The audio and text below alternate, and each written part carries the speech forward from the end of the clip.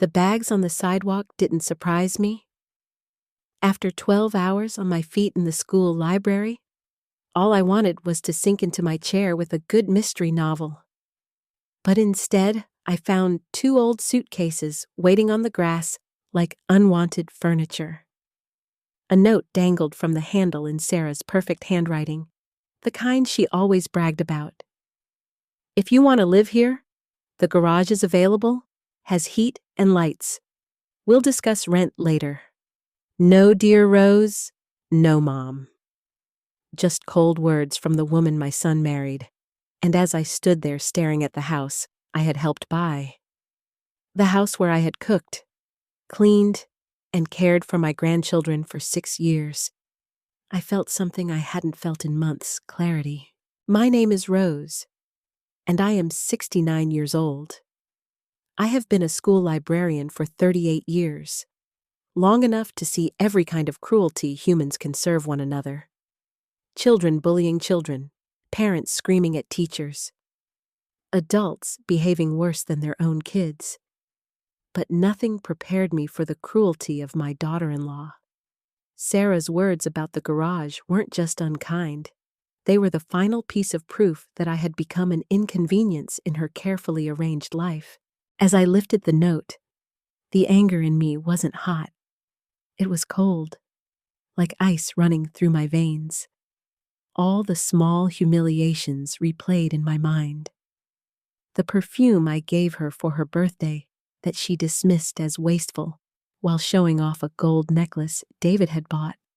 The night she told me, a woman who'd taught hundreds of children to read, that my advice about Jake's reading troubles wasn't welcome because moms know best.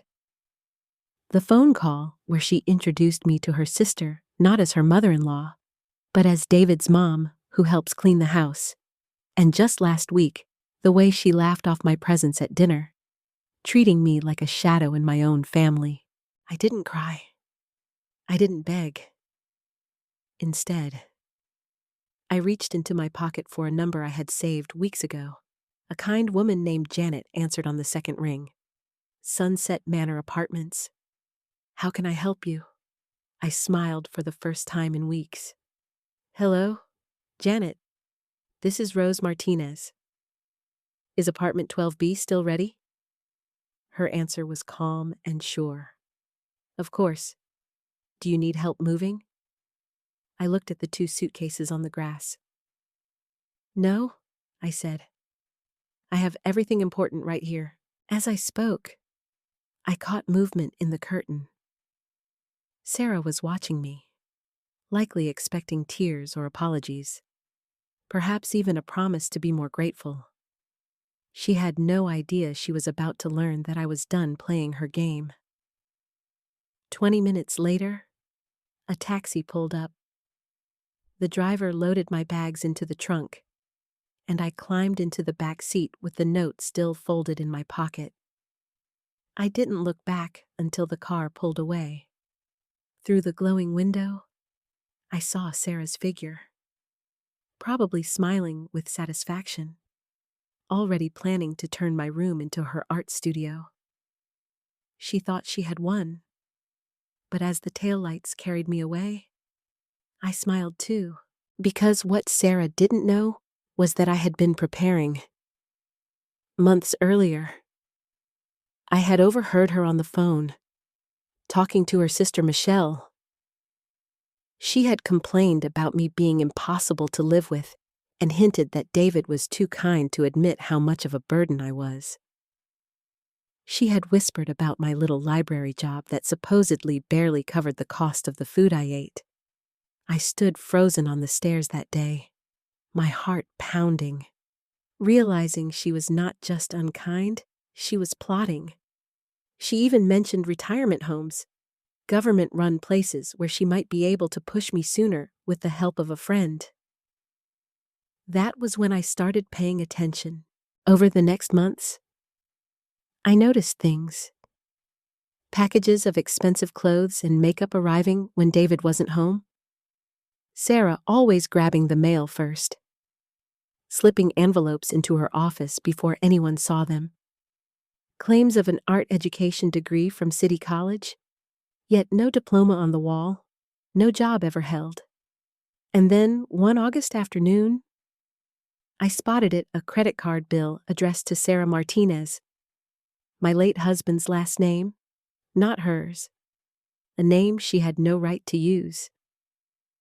I didn't open it, but I memorized the return address. That was when I began to quietly document everything, waiting for the day she would make her move. And now, here it was, the suitcases on the lawn, the note offering me the garage, the push to finally get rid of me. But instead of breaking me, Sarah had freed me. At Sunset Manor, my new studio apartment felt like heaven. A small yellow-walled room, sunlight pouring in through the window, and a patio looking out at a shared garden. For the first time in months, I slept deeply, no longer walking on eggshells. I knew Sarah thought she had triumphed, but the truth was, the real game had only just begun. 2 days later, my phone rang. David's name lit the screen, and I braced myself.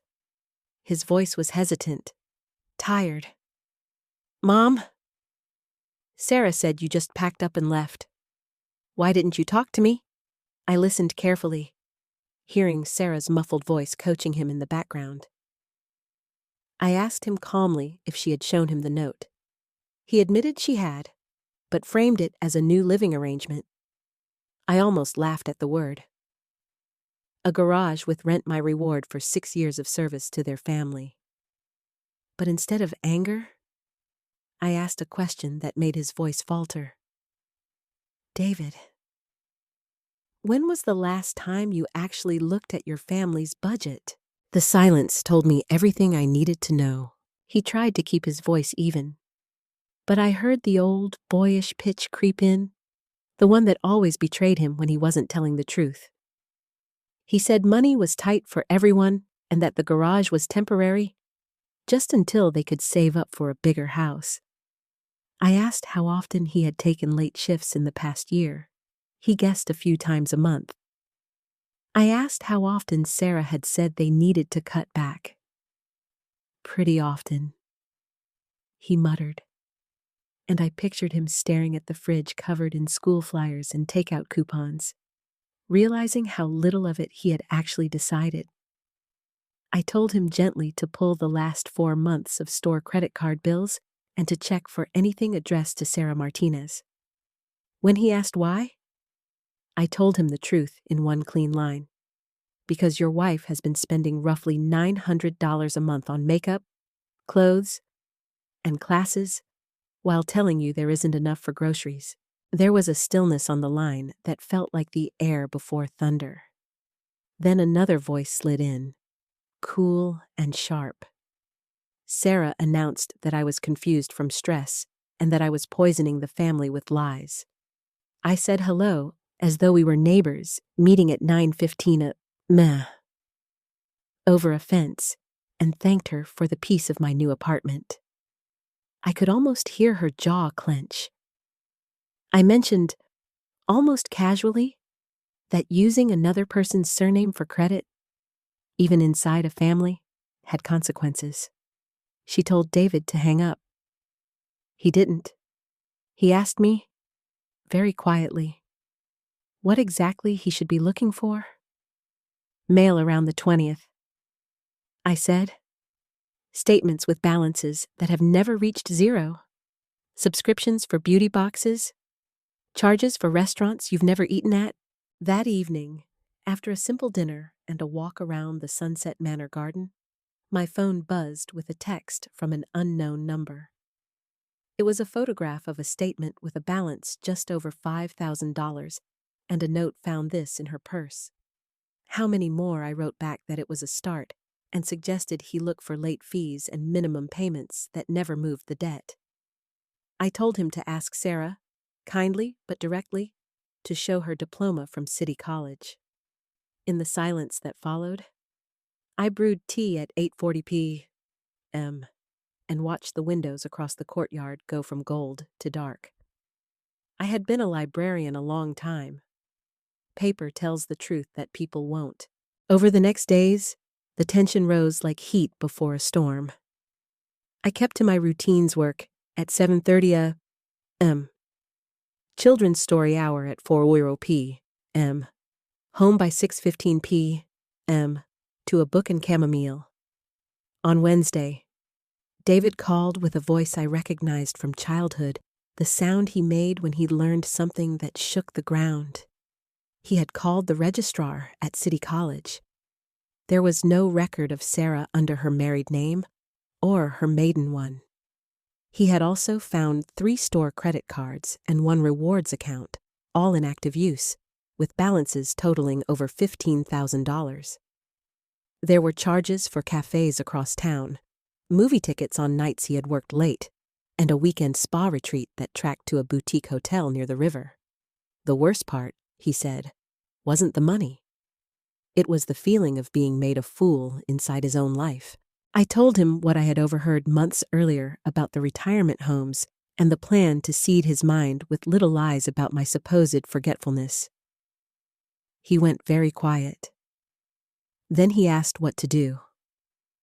I told him to write everything down, take photographs, change passwords, and place fraud alerts on the children's credit files, precautions most parents never imagine they'll need. I asked him, not as a mother, but as a witness, to decide what kind of home he wanted his children to grow up in, one glued together by lies, or one rebuilt on the uncomfortable but sturdy beam of truth. 2 days later, I came out of the grocery store at 3:10 p.m. to find Sarah leaning against my car. Her hair, usually sleek, was yanked into a tight knot. Her voice arrived before I was close enough to smell the perfume. You couldn't just leave. Could you?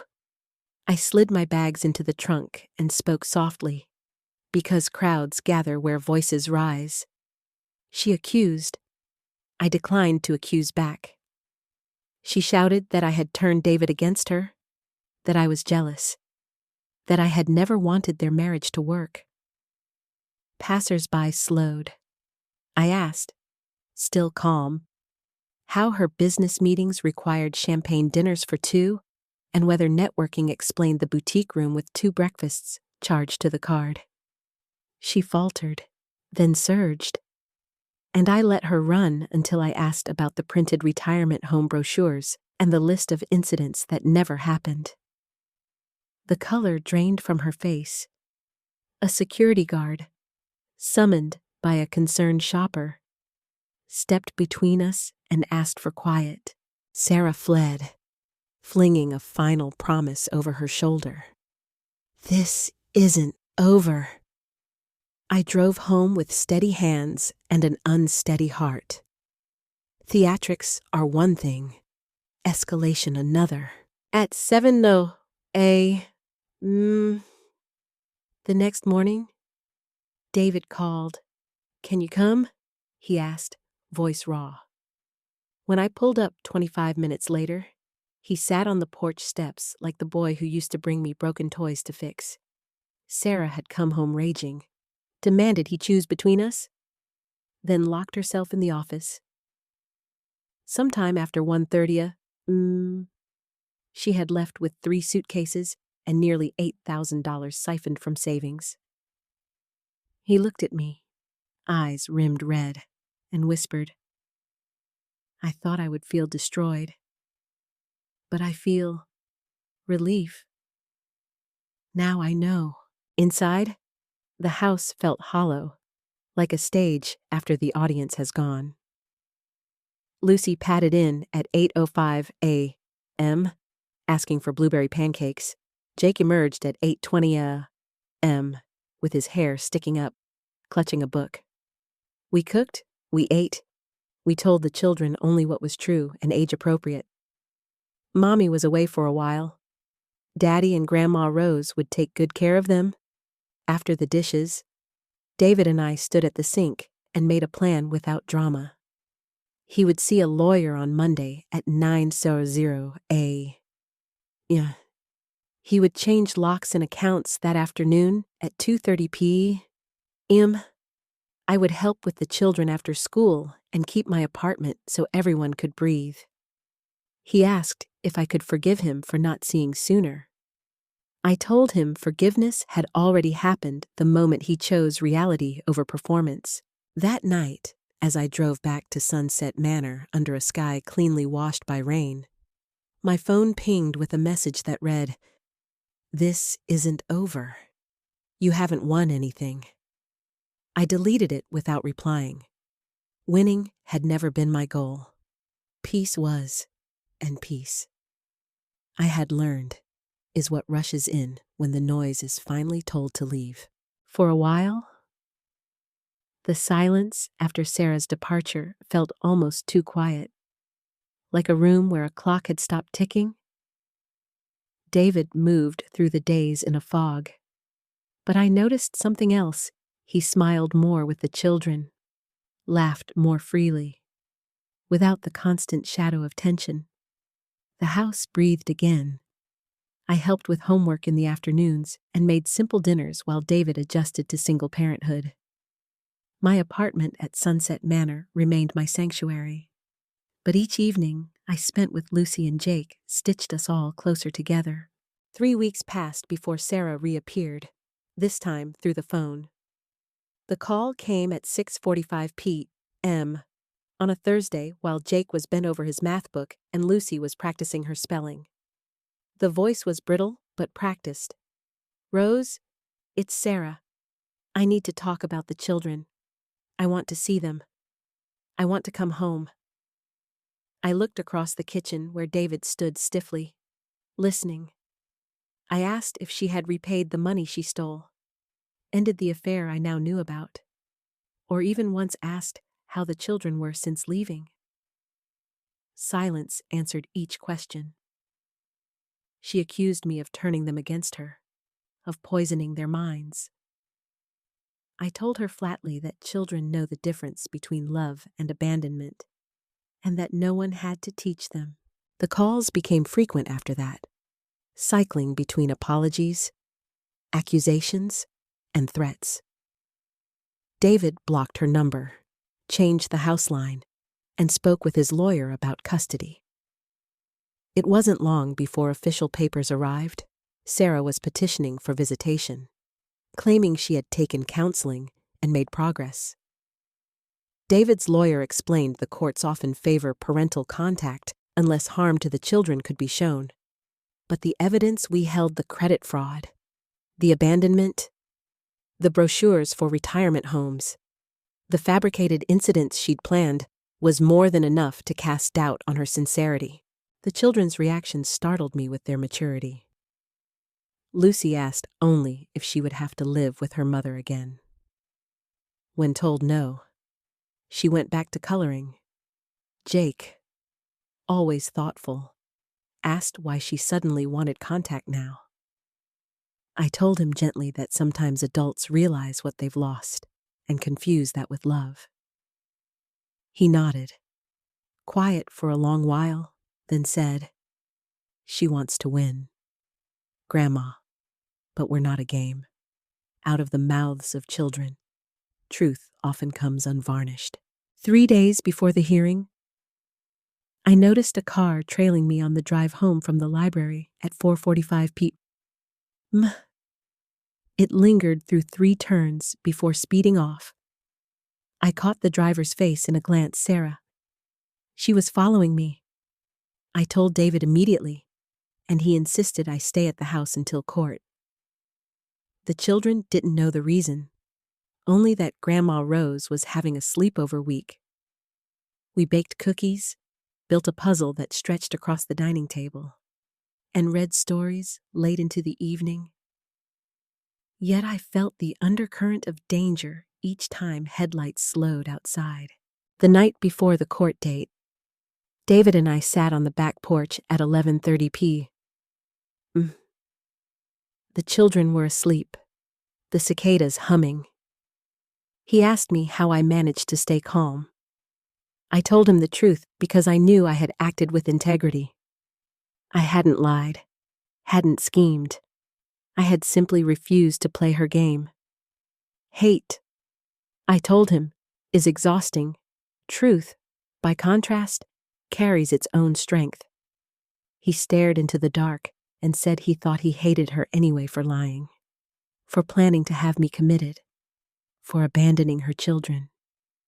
I reminded him that hate was natural, but must not be allowed to root too deeply. Feel it, let it pass. What matters now is protecting those kids and building something better. Court was at 9:00 m. The next morning. The room smelled of disinfectant and coffee, the kind of place where lives change in under an hour. Sarah arrived with a lawyer in a sleek suit and the practiced look of a reformed mother new haircut, modest dress, expensive but understated shoes. She spoke of temporary struggles and deep love for her children. If I hadn't known her, even I might have believed her. David's lawyer laid out the evidence, the financial deceptions, the credit cards, the brochures, the abandonment.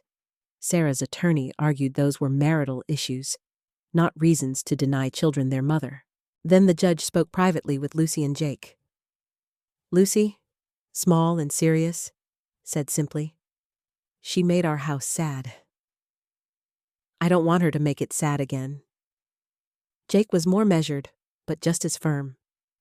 "I think she wants to win something, not be our mom." The judge returned, her face unreadable, and gave the ruling no visitation until Sarah completed 6 months of therapy and proved consistent, child-focused behavior. Sarah erupted, accusing us of lies and conspiracy, until the judge silenced her with a warning about her outburst. When we stepped outside, Sarah hissed, "This isn't over." But her eyes betrayed defeat, her shoulders sagging. I answered evenly, "When you put their needs before your own, maybe the court will reconsider. Until then, they are safe." She turned and walked away, her lawyer trailing. Looking relieved, the storm was no longer his to manage. That night, David tucked Lucy and Jake into bed without the usual heaviness in his shoulders.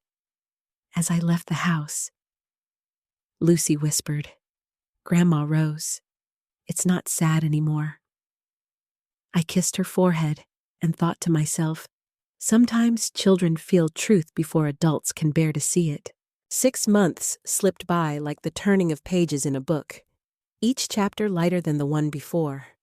Life at David's house grew steady again, the rhythm of homework, piano practice, family dinners, and bedtime stories stitching itself back together. My little apartment at Sunset Manor remained a place of peace, but most afternoons I found myself back at the old house, reading with Lucy on the porch or helping Jake with his chess strategies at the kitchen table. The tension that had once clung to every corner was gone, replaced by something gentler laughter. News of Sarah trickled in through mutual acquaintances. She had moved 2 states away, then later even farther, to another country with a man she'd been seeing. The children rarely mentioned her anymore.